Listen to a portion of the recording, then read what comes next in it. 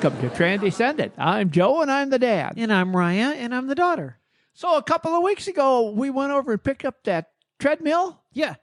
How are you doing with that? Yeah, I'm looking to sell it. I'm just not using it much anymore. I think I'm going to kidding. have a going out of fitness sale.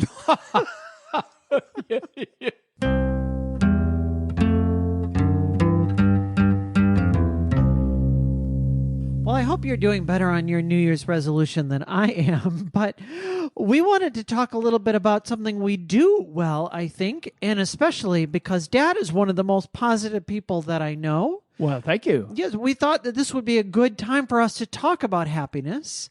Dad, you actually found this article recently here, and we thought this would be a good place for us to start. This was an article posted at the end of last year by Ava Sinclair on happiness. It was posted on her blog, and we figured we'll just kind of walk through this and contribute some of our own ideas. Well, that sounds great. And I could tell you that happiness is a pursuit, and even saying in the Constitution, the pursuit of happiness. But do we achieve it? Yes and no. Some people never achieve it. And I know people who are so used to never achieving it that I can honestly say, in a kind of a strange way, they're not happy unless they're unhappy. It's true. I feel like I see these people all the time that you can give them the best news in the world and they will look for the most negative spin that they can get on it. Yeah. No matter what you say. Exactly. Whoa, isn't it a nice day? Yeah, but it's not going to last. Right. Right. Or you say, boy, isn't it great how well we're doing in the company? Well, yeah, but and they'll look for some negative thing. Uh-huh. Well, isn't it great what's going on in our community? Well, yeah, but you know what this jerk down there did. Yes. No matter what you say, they're going to find some negative way. I did a presentation once for an organization, and in there, I ended it talking about happiness by quoting from the musical You're a Good Man, Charlie Brown. And in that musical, Charlie Brown sings Happiness Is. And in there, it's really so logical and so right. And he says to Lucy, she asks him what happiness is, and he says, happiness is pizza with sausage, telling the time. Happiness is learning to whistle, writing your name for the very first time. And he ends the song by saying, happiness is anything or anyone at all that's loved by you. And that's true, isn't it? That is true. That is true. Now, there's an ironic aspect to happiness and talking about happiness, that the more that you focus on trying to be happy, the less happy you actually are because you're noticing how unhappy you are. One of the things I like about this article is it's not focused on how can I be more happy, but it's focused on how can I get rid of some of the distractions and the things that are keeping me from being happy. Before we get into that, I can remember the first time, and it might have been on a commercial, that they had the expression, which everyone knows now, where two guys are sitting someplace out in the woods or something, and they're fishing, and one of the guys turns to the other one and he says, well, it doesn't get any better than this. And when I heard that the first time, I thought, why not?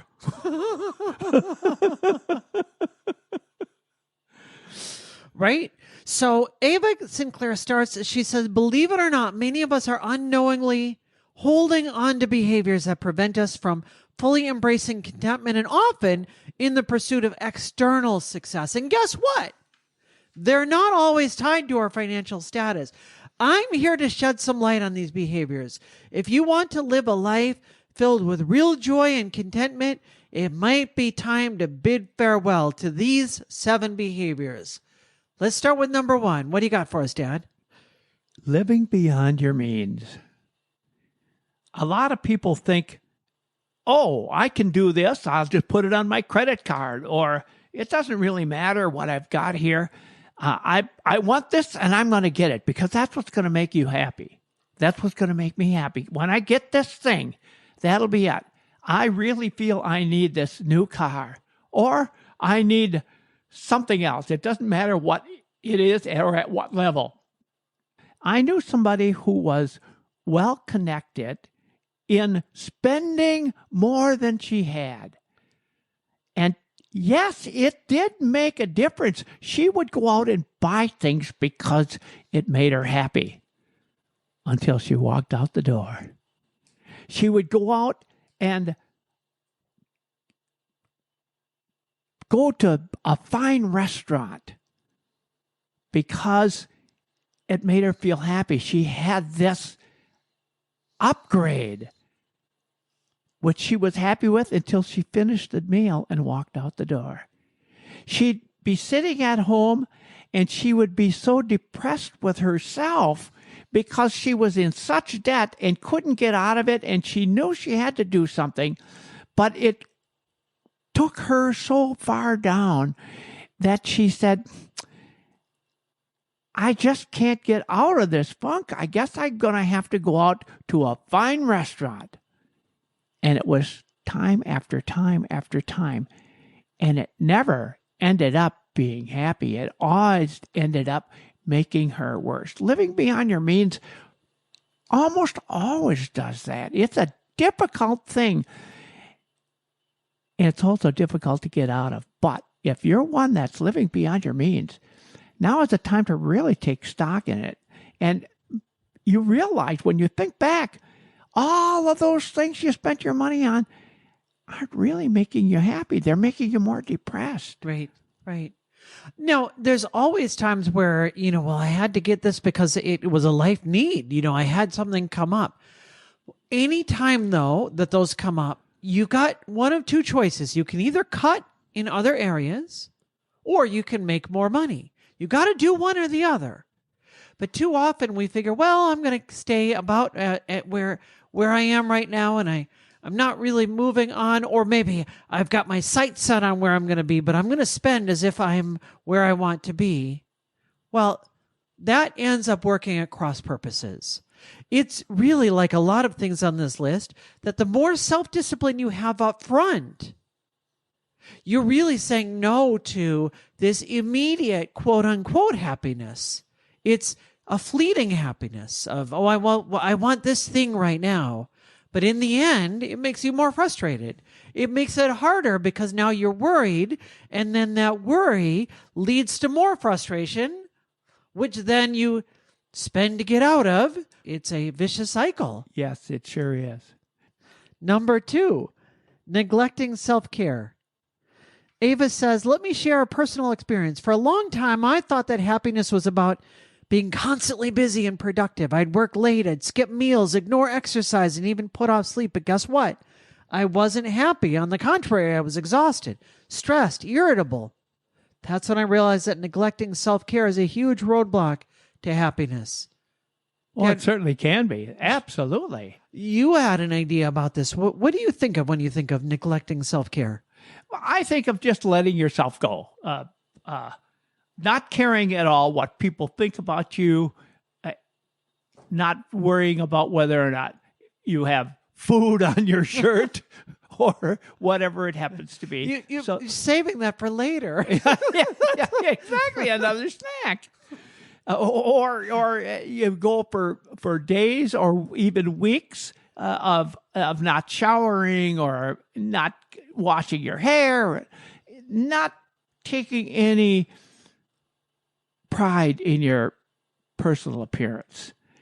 That can also drag you down. Sure.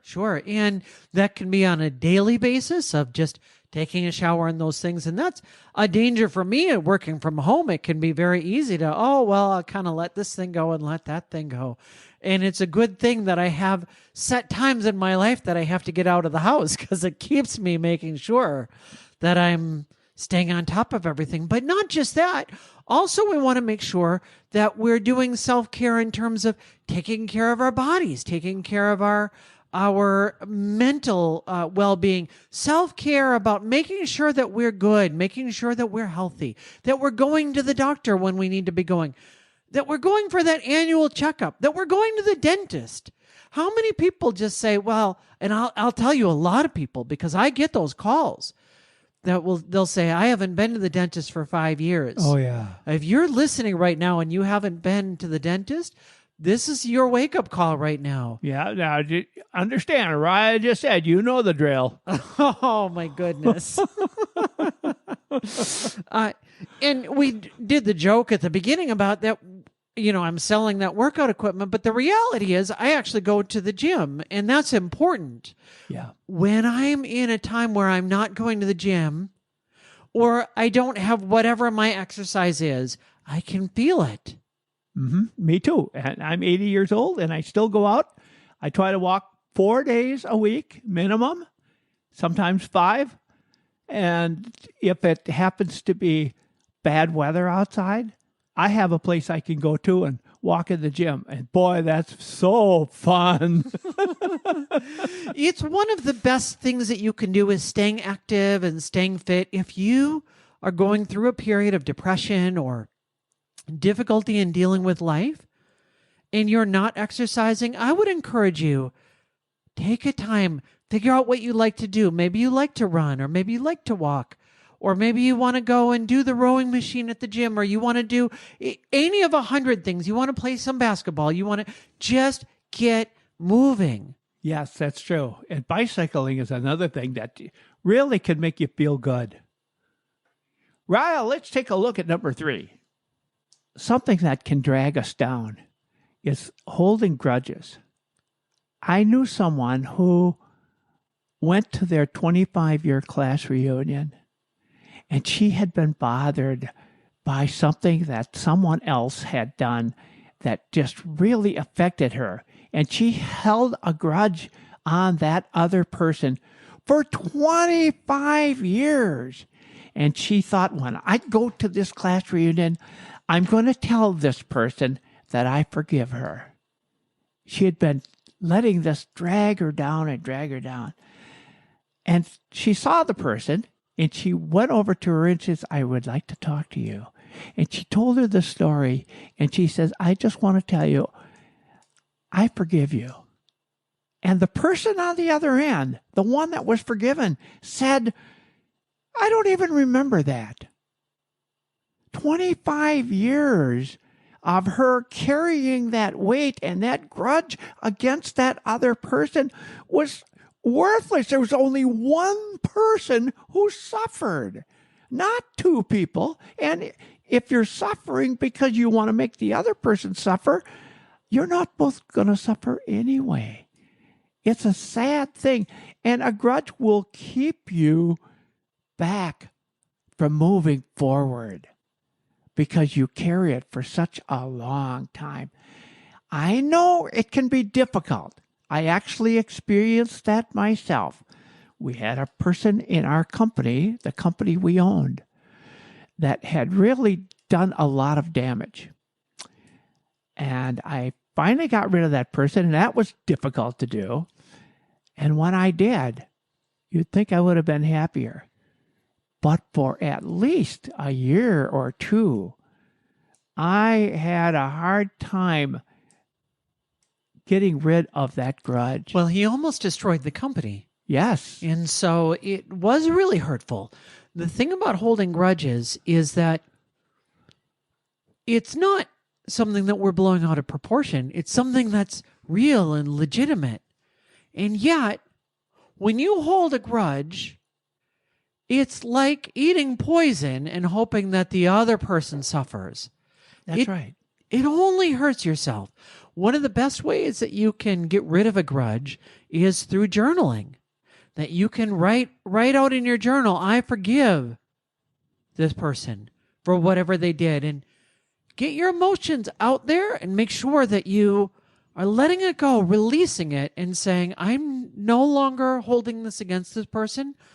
And just like if somebody owes you a debt and you forgive that person a debt, when you forgive that person. There's something about doing it in writing that I think can be so powerful, that when you write down, I forgive this person, well, just like if you wrote down, I forgive you your debt, you can't come back and say, well, actually, you owe me that money. There's something that sets us free from that. And it's just like a big heavy weight. It is. And that once you get to the freedom stage, you'll find out it contributes very positively to your happiness. Number 4, comparing yourself to others. And Ava Sinclair talks about social media in particular. And it's gotten so much that there's that fear of missing out. And people are only posting online their best selves. And it can be really easy to see what everybody else has and what you're lacking. We get into this mode of comparing ourselves to one another, and we think, well, they have more than I do. And yet, we're all living in our own story. You have no idea what their story is like. You have no idea. You look at them, and the people that you think, boy, I really wish that I could be them, you might be surprised how much they wish they didn't have to be. And the people that you think, boy, I'd hate to be going through what they're going through, some of those people you discover, actually, I'm doing really well right now. I've discovered that I've discovered the key to contentment. And you never know from looking at people on the external part how they're really doing. So just compare yourself to yourself. How am I doing today versus how I was doing yesterday? By comparing yourself to others, it never ends. So if you said, for example, I'm on the city council, but I'm not the president of the city council. And if you were the president of the city council, you might say, if I was head of the county, that would make a difference. And the head of the county says, I wish I was the governor. That guy's got it. He is. And the governor says, yeah, our state isn't really doing the best. We're always kind of in the middle. Why couldn't I be the best governor? And the best governor probably says, I ought to be a senator. It never ends. It goes on and on. What we need to do is turn our focus back and look at what can I do right now? And we're going to talk about how I am dealing with that for myself after this. I'm Monica Scarbin. I love listening to the Transcendent podcasts, probably because I've been a guest speaker. I've been listening to these podcasts for over 2 years now and have found them to be not only inspirational, but very informative and emotionally lifting to my spirits, especially when I'm not feeling very hot. I'm a supporter, and I'm glad to be a supporter. Please go to transcendent.com, click on support. By as little as $3 a month, you can cancel at any time. Number 5 is ignoring your passions. There's a busy season that I go through when I sell Medicare, and that ended back in December. And during that time, I became really, really aware of this is not really how I want to be spending all of my time. Now, I love my job, but I realized there's a part that I'm really missing right now. And so we've talked about that we want to put together a book for this podcast. And I want to be doing some more writing and some more getting my ideas out there. I love doing what we do on this podcast, and I would like to do more. And I've realized there's an aspect of myself that if I'm not getting those ideas out there, I feel a little disappointed. One of my favorite books of all time is called The War of Art. Not The Art of War, as you might have heard, but The War of Art by Stephen Pressfield. Stephen Pressfield is the author of The Legend of Bagger Vance. Oh, yes, I know that. And he wrote a book about how to be an author, but really it's a book about how to do anything creative, whether it's writing or painting or being an actor or anything that you do creative. And he talks about how we encounter something called the resistance. And he almost personifies it as there's this thing out there that's trying to get us and keep us from doing what he calls our work. We know there's something we were born to do.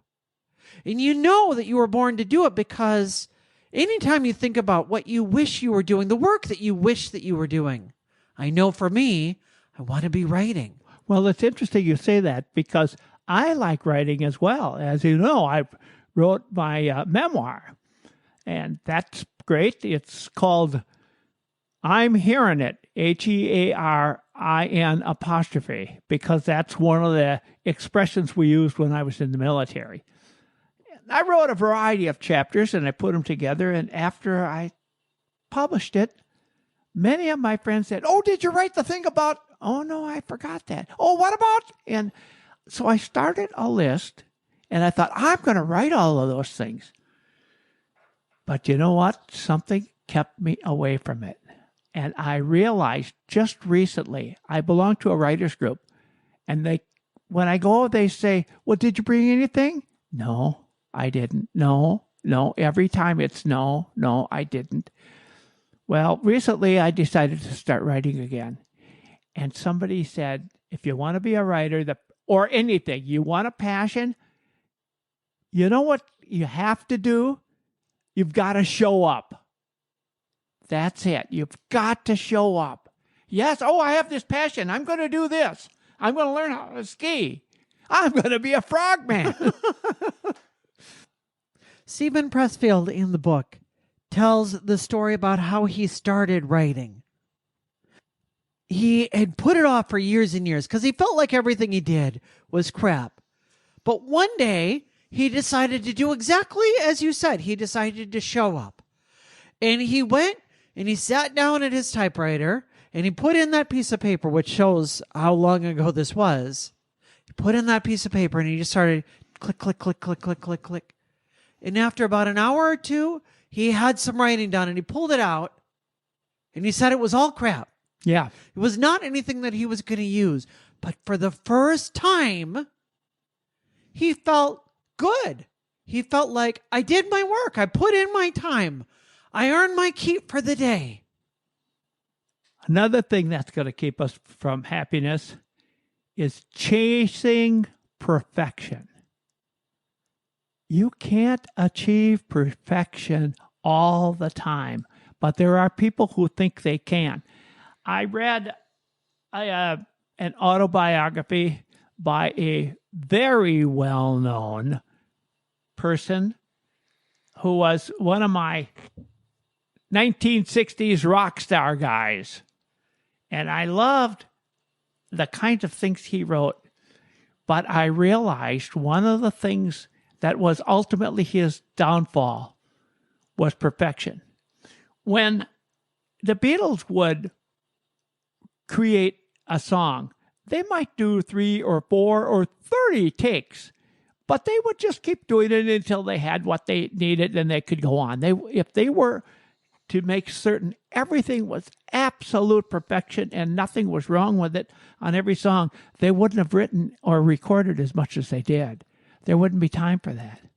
And this guy would take sometimes 2 weeks to record one song because, nope, that wasn't right. We got to do it over. And it happened over and over and over again.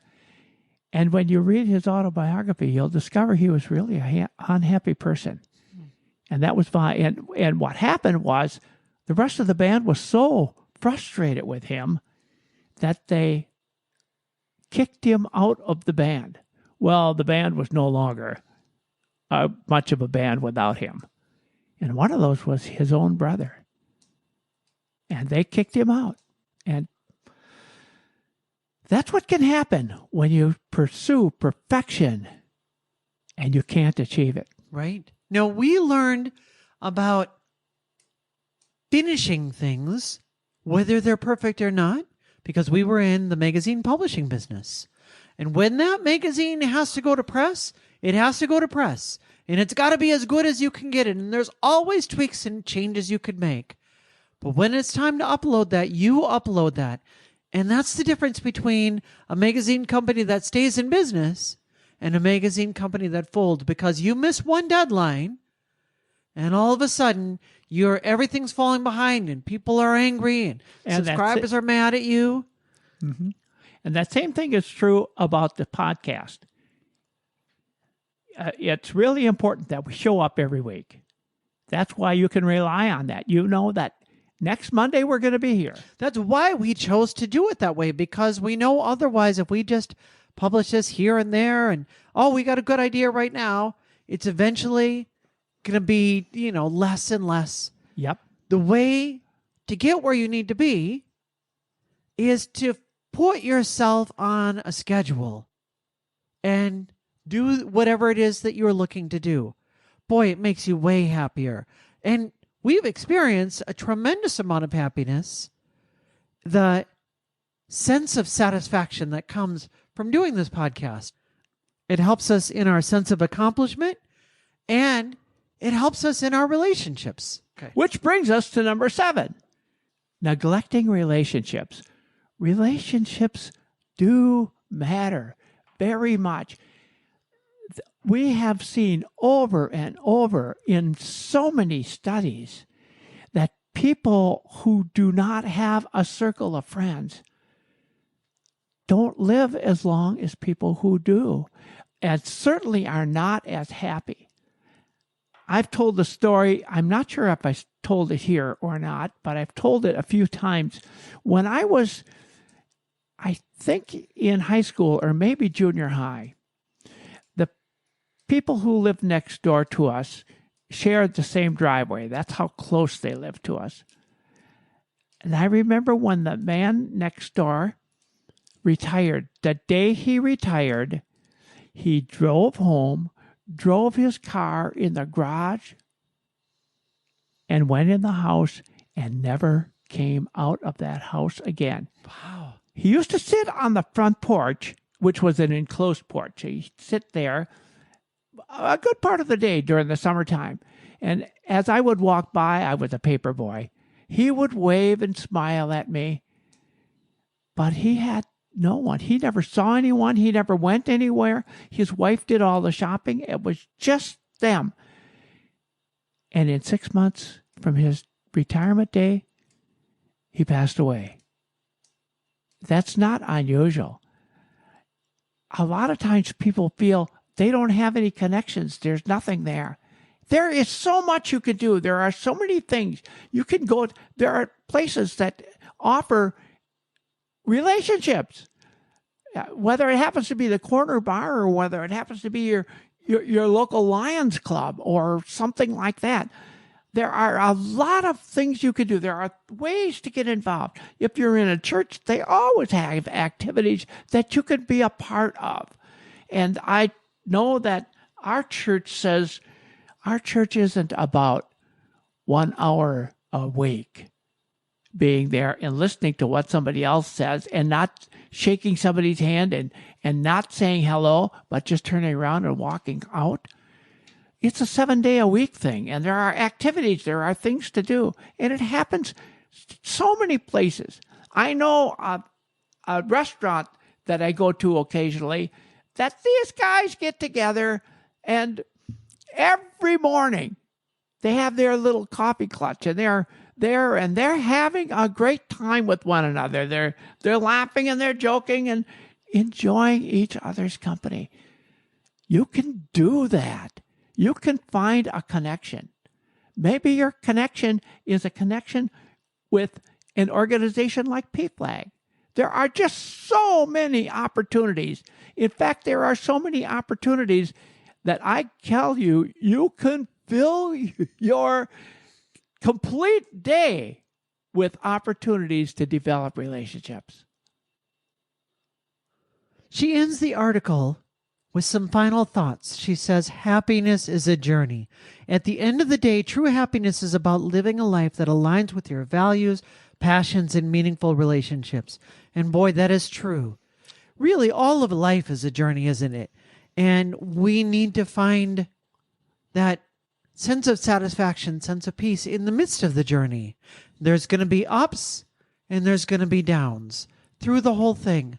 But one thing that will never be a down is listening to this podcast. Yes, that's right. We are grateful to have you here, and we really are your voice of positivity. And boy, this episode, more than ever, that's what we want to do, is breathe some fresh air into your life.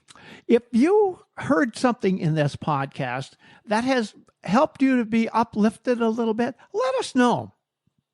On the other hand, if you didn't like what we said, we want to hear that too. We actually do read everyone, and you can contact us very easily just by writing us at transcendent@gmail.com. And with that, We'll see you Monday.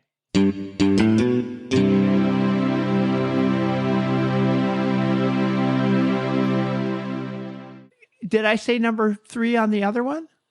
no, you said the second thing. Yeah. So, Ryle, let's take a look at number 3. Number 2,